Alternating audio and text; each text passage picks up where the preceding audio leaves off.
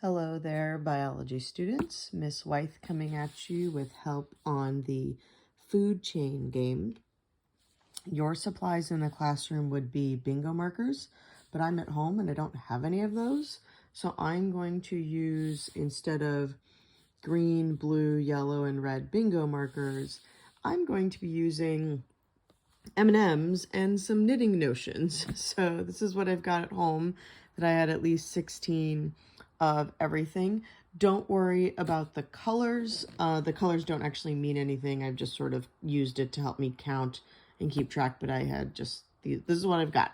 So for the first section of directions, we are going to have a primary consumer eat to producers. So I'm going to go ahead and start at the bottom, call the M&Ms my producers, and each of these consumers, which it almost kind of looks like it has a little mouth, like they're going to eat two of the producers. Okay, so this purple one will eat these two. This blue one will eat the next two. This one will eat these two. So I'm sort of setting them off to the side and grouping them. These are the ones that get to eat. And you can see that I'm going to begin running out of producers if I let each primary consumer eat two of them. So you should have started off with 16 of everything in each row. So right now I had 1, 2, 3, 4, 5, 6, 7, 8 of our primary consumers able to eat. And then I have 1, 2, 3, 4, 5, 6, 7, 8 of them that are not going to be eating and they're not surviving. So here on my table, primary consumers, the numbers that actually had their nutritional needs met of the 16, 8 of them. And the numbers that are dying from starvation would be the other 8. So you can see all of the plant or the producers, our M&Ms here, got eaten. These guys are going to die, so we'll take them out of the game. And these are going to move on to keep going.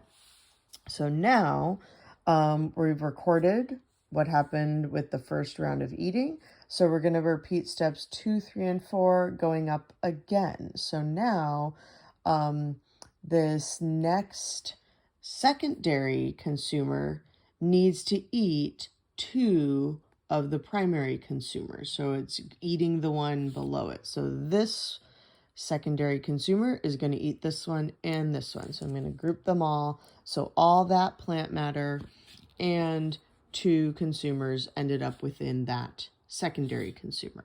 So this one's going to eat both of these. This one's going to eat both of these.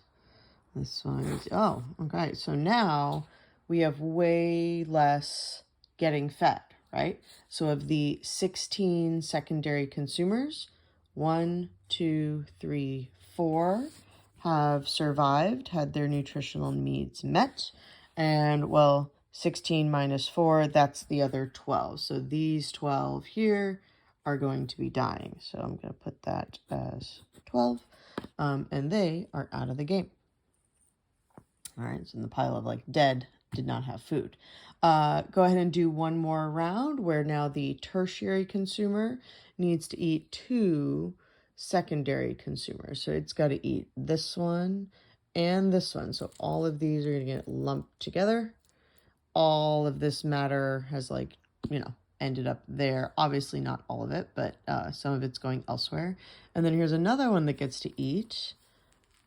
Okay, so that red one, tertiary consumer, got to eat these 2 secondaries. That one's eating these 2.